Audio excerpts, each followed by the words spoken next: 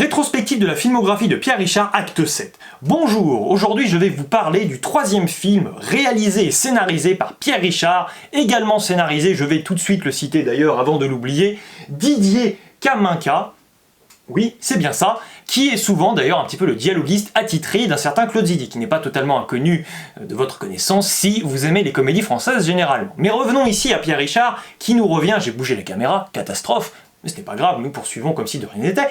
Nous avons donc Pierre Richard qui, après deux films, à mon avis, vraiment très réussis, bon, surtout le premier, il faut bien le dire, à savoir Le Distrait qui critiquait la publicité, le second, Les Malheurs d'Alfred qui critiquait tout simplement les effets néfastes, les mauvaises influences pour notre ciboulot, pour le ciboulot de la société, des jeux de divertissement comme Interville, hein, plus ou moins c'était l'idée.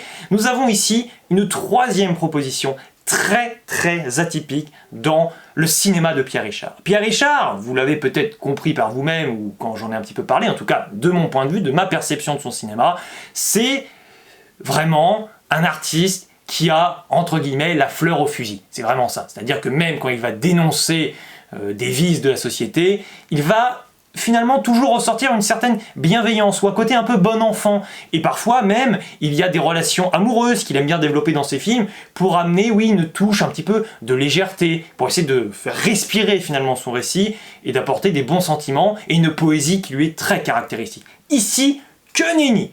Le film décide de jouer la carte de l'antimilitarisme à fond la caisse et ça fonctionne vraiment très bien. C'est un film qui dure un peu moins d'1h20, c'est un film très resserré, très compact, très froid, très glacial. Par ailleurs, des scènes sont absolument traumatisantes qui reviennent sur le flashback un petit peu de l'enfance de Pierre Richard. D'ailleurs, beaucoup d'acteurs dans ce film gardent leur même prénom. Je pense que c'est parce que le film est très engagé politiquement, très engagé sociétalement parlant, pour la simple et bonne raison que Pierre Richard est le fils de Bernard Blier. Tiens, rien d'anodin, j'arriverai bien à le prononcer là non plus, puisque soit Bernard Blier, c'est la figure paternelle par excellence, artistiquement parlant, de Pierre Richard, dans les années 60, début des années 70, au début de la carrière de Pierre Richard. Clairement, c'est un modèle pour lui. Mais là, Bernard Blier campe un personnage beaucoup moins sympathique que dans Le Distrait, justement, premier film de Pierre Richard. Ici, donc, il incarne son père, qui est terrible, puisqu'il est vendeur d'armes, il en vend à tire-larigot à tout le monde, sans se poser la moindre question des conséquences géopolitiques, militaires que ça pourra amener. Que nenni, tant que de l'argent rentre dans les caisses pour lui et que ses ouvriers ne font pas trop grève, lui, il se porte très bien et il n'y a pas de problème. Et c'est tout un entourage, tout un engrenage terrible, une mentalité conservatrice qui encercle tout simplement le personnage de Pierre Richard qui lui décide de renier totalement cet héritage d'entourage, cet héritage familial et même un petit peu amical avec son parrain notamment qui est un ecclésiastique mais on sent qu'il est également lui vraiment dans le moule du conservatisme à fond. Pierre Richard donc qui décide clairement de critiquer d'une manière très ferme, très incisive, avec un petit peu d'ironie, un petit peu d'absurde sur la fin pour essayer un petit peu quand même de nous soulager parce que c'est clairement un brûlot politique qui assène de 46 milliards de coups de couteau l'extrême militarisme. Il ne cherche pas du tout ici un compromis. Son propos, dans le fond, ne revient pas à nous dire « il est quand même important pour chaque pays de disposer d'armes pour se défendre en cas de besoin ». Non, pas du tout. Ici, il est dans une radicalité assez extrême, il faut bien le dire.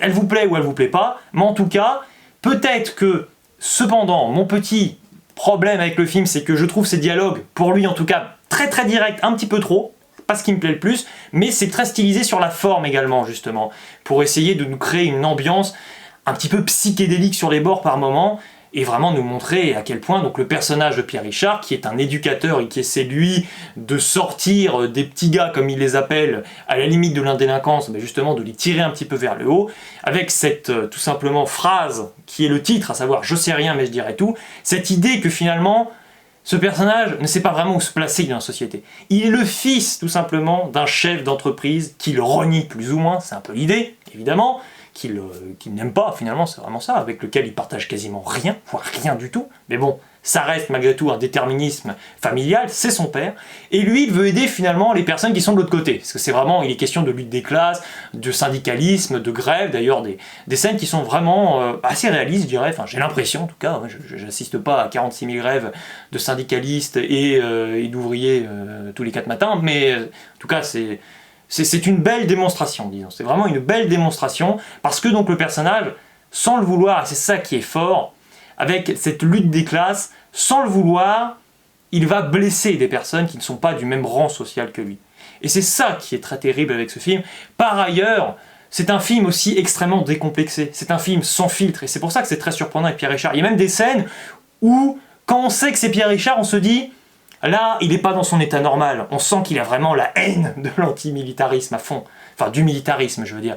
C'est-à-dire qu'il y a des scènes où tu sens qu'il aurait pu les tourner un petit peu plus à sa manière. Là, il est vraiment dans un film qui est vraiment ça. Hein. C'est un ovni, c'est-à-dire c'est un objet filmique non identifié pour sa filmographie. C'est vraiment un brûlot très fort, avec également des critiques, notamment concernant le racisme. Une scène qui ne serait plus possible aujourd'hui. C'est fort dommage parce qu'elle est très drôle et elle dénonce le racisme. Pour se moquer de son père, Bernard Blier, Pierre Richard se maquille en noir. Mais alors ça, aujourd'hui, ça ne passerait plus. Ça ferait scandale. Vous amusez à mettre ça dans une bande-annonce, ça ne passe pas. Votre film est censuré de fond en comble. Et il se prend tout simplement, malheureusement, des décharges électriques avant même d'être sorti. C'est fort regrettable. Mais c'est un film, donc...